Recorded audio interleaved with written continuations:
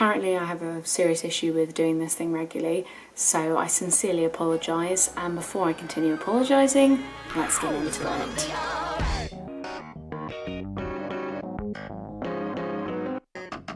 Hello everybody, welcome back! Yes, I'm really sorry. I had a kind of issue, you could say, just a minor issue. My computer broke and has not recovered, RIP. Yeah, the hard drive died. To be honest, I should have expected it. It was like 8 years old. But anyway, my editing software was on that laptop, and therefore, you know, we've been a little bit behind in trying to recover everything. Also, unfortunately, I was editing a High School Musical video with Flora, and I literally was editing it for like 2 weeks, and then all of my work got wiped because it was all on the computer. So, if I'm honest, I do not have enough time / energy to do that all over again. So I think it's going to be RIP High School Musical video. I'm really sorry guys, I know you were all waiting. I had so many requests. Anyway, that's not what we're going to talk about today, because today we're talking about being a teacher. I'm currently on half term. I've got 4 more weeks. 4 more weeks until I qualify. Yep, major imposter syndrome, that in a month I will be fully qualified and able to run my own classroom that I will be having in September. But you know, we get past it, it's fine, it's fine, it's fine. Today I wanted to talk about a few things that I think some people might want to know about PGCE that necessarily you wouldn't think about when you're applying. Or potentially you have thought about it, but these are things that I personally did not think would be the case. Or just didn't really consider. Before I ramble on any further, because we know I'm good at that, here we go. Just a brief one to get out of the way. This is something I really didn't know, but was quite shocked at when I found out. No matter if you train in primary or secondary, you're actually still qualified to teach in the opposite school. So anyone who trains in secondary education in a specific subject, you're still able to go and teach in primary and do all the curriculum. And then vice versa, if I, who is training in primary, wanted to suddenly go into secondary, I could teach any subject that I have the higher grade of. So for example, if you have a degree in a subject, you can then teach that at GCSE and A-level and all the way down. If you have an A-level in the subject, you can teach GCSE down. So basically, after this year, when I qualify, I could technically go into secondary school and teach year 7 to 11 in my A-levels. I don't want to do that. I don't really want to be a maths teacher, but you know, I was quite surprised when I found out, and yeah. Mental. Another more practical thing, which I think was just me being ignorant, the fact that I didn't know this, but do not expect your school placement to be right on the doorstep of where you live. I'm currently at Durham and I live quite near the centre of town, and during my undergrad I had done a few mini volunteering placements at schools that were all very local, so I assumed that when I was on my PGCE I might be placed at one of those schools. No. The uni do ask you when they're trying to give you placements whether you have a car, and obviously if you have a car that means you'll probably get given something further away. I do not have a car, so I had to have a school that was on one of the bus routes, but it's still a good like 20 minutes outside of Durham, which is fine, I really don't mind, but it wasn't what I was expecting. I really thought I was going to be walking to school every day. That has not happened. Onto the actual course, I really don't want this to come across like I'm complaining, because I am not. I have really enjoyed my course this year, but these are just important things I think you should know if you're signing up, because the year is very intense, like everyone knows it's very intense, and I think it's important to be aware of the different aspects that you're gonna have to take part in, basically. So one thing I struggled with initially was finding a good balance between your academic commitments like essays and assignments, and then the work that comes under actually being in the placement, the teaching, the planning, the assessment area. Sometimes I got a little too engrossed in the school and the planning aspect, and I kind of neglected my essays.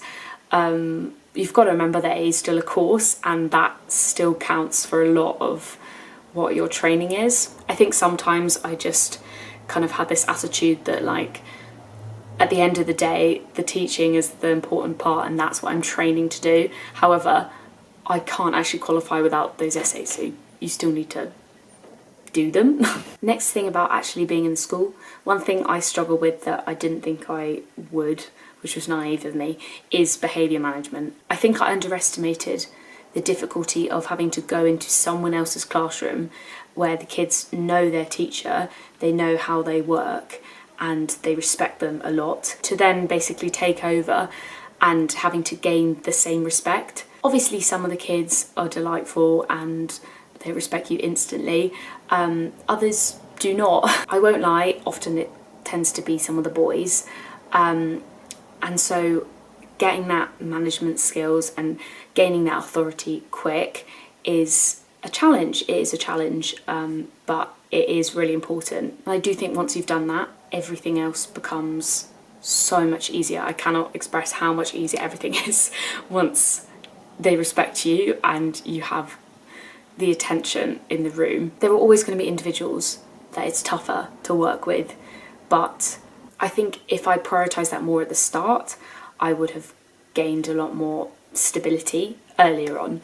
So yeah, I think that's my biggest piece of advice for people starting out next year. One thing I love about the course is that people on the course are going to be at completely different stages of their life. I don't think I realised how many people would be a lot older than me and had taken loads of time out of education to come back for their PGCE, and I actually really like it. It's really nice to hear different backgrounds. A lot of people in my course had kids. When we were doing class discussions, they would include aspects of that in their whatever they learned or their experience. In this kind of course, it is really useful to hear different people's experiences and perspectives of childcare and learning and all that stuff. A sad note, the holidays aren't really holidays for you. I was really excited to have 2 weeks off at Easter, but most days I was in my room writing my essays. Yes, take a break, but don't take the whole 2 weeks off, because you really need them to catch up on the academic side of things. That's what I found anyway. Job applications. Now this is the worst part. They take up a lot of time, and I don't think anyone really tells you how much time they will take up. Each different application, you have to do a different statement or CV, etc. Obviously you can use little bits and pieces, but it has to be personalised for each school, and that takes a lot longer than you think it would. I was lucky that I didn't have to apply for too many places. I only went for 1 interview and thank goodness I got it. However, I've heard stories from other people that it really takes over everything, and so I think trying to start earlier instead of leaving it to the last minute could again be helpful. I think in most situations starting earlier is always the advice, but when it actually comes down to being practical and doing that, that's a lot more difficult to actually carry out. But I'm saying it anyway because it's true. The last thing I wanted to say is that the importance of establishing a good working relationship with your class teacher, oh my gosh, can make or break your experience. I've been incredibly lucky, incredibly lucky. Me and my class teacher get on really well. We have very similar teaching styles, personality, and I've had a great time. I have had situations where it's not been as good of an experience. And obviously sometimes it's out of your control. I think it is really important, and as I said, can make or break your experience, because they are basically your assessor, the person you're with every day, and can help you get through the year if you are struggling. So if you bond well at the start and then you start to struggle, it's a lot easier to manage, and you can work together to make it good, I guess. At the end of the day, your class teacher does want you to do well. It reflects badly on them if you don't do well, so they should be there to help you, and you just need to establish where you're both at all times, I think. That's all I have for today. I hope this was helpful. Once again, I'm always saying it, but if you have any questions, I'm always happy to chat. So please message me on Instagram or anything in the comments. I don't mind. Thank you very much for watching. Please do subscribe for more teaching content.